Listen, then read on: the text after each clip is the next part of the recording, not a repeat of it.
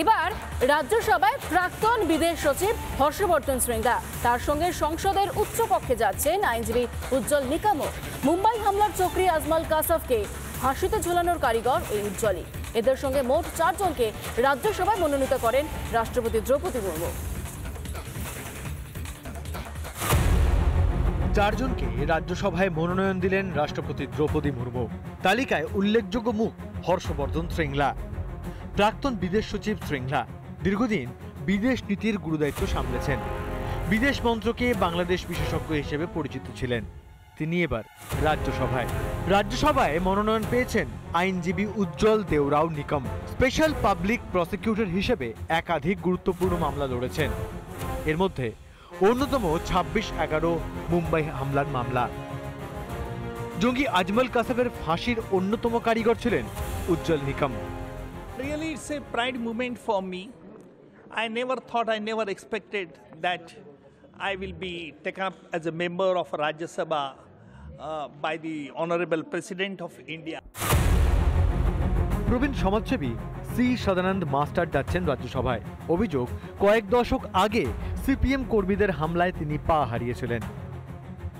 ইতিহাসবিদ মীনাক্ষী জৈনকেও রাজ্যসভায় মনোনয়ন দিয়েছেন রাষ্ট্রপতি। 2020 সালে তিনি পদ্মশ্রী পেয়েছিলেন।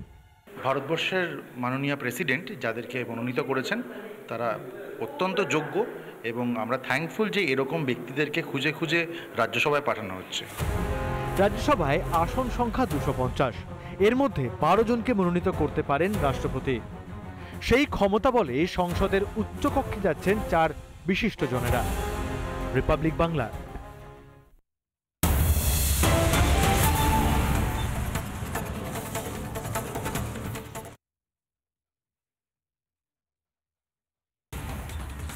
রাস্তার হাল বেহাল, বারবার এই অভিযোগ উঠছে।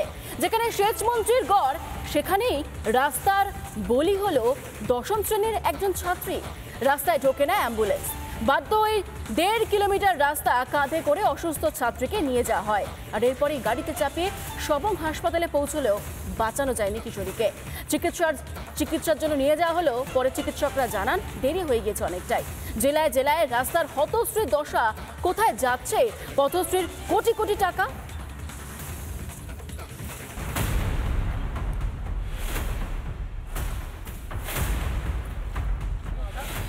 পশ্চিম মেদিনীপুরের নারায়ণগড়ে বেহাল রাস্তায় ঢোকেনি গাড়ি, বাঁশের ডুলিতে হাসপাতালের পথে রোগী।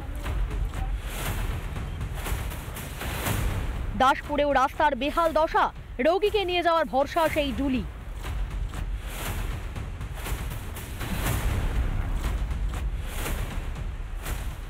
এবার সবংয়ে খোদ মন্ত্রী মানস ভূঁইয়ার গড়েও সেই একই ছবি। বেহাল পথেই শেষ হলো 10ম শ্রেণীর ছাত্রীর জীবন।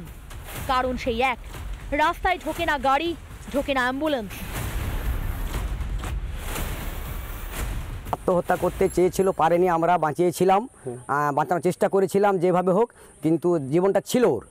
কিন্তু হসপিটালে নিয়ে গিয়েও তবু জীবন ছিল, ডাক্তারবাবু পারেননি, চেষ্টা করে দেরি হয়ে গেছে। ওরা বলছে 1-8 ঘন্টা আগে। হ্যাঁ, খারাপের জন্যই দেরি হয়েছে।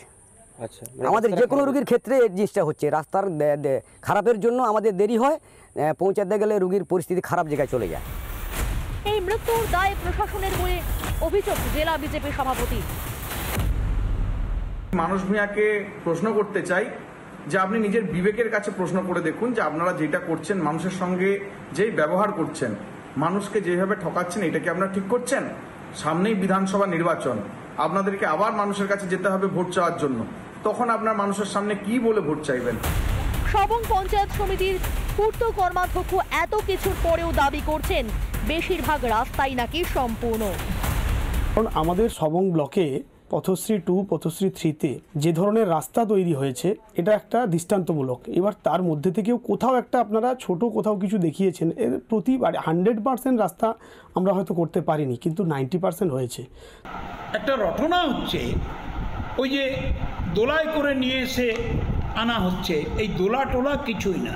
এক শ্রেণীর মানুষ রটিয়ে দিলেন, রাস্তা নেই, এই জন্যই মৃত্যু হয়েছে। কোথায় যাচ্ছে পথশ্রীর কোটি কোটি টাকা? আর কত প্রাণ গেলে টনক নড়বে? জবাব কি দেবেন মন্ত্রীমশাই? পশ্চিম মেদিনীপুর থেকে সুদীপ্ত দাসের রিপোর্ট, রিপাবলিক বাংলা। নানা ধরনের কন্টেন্ট দেখার জন্য লাইক করুন, শেয়ার করুন আমাদের ফেসবুক পেজ, সাবস্ক্রাইব করুন আমাদের ইউটিউব চ্যানেল। পাশাপাশি অন্যান্য ব্রেকিং নিউজের জন্য অবশ্যই চোখ রাখুন রিপাবলিক বাংলায়।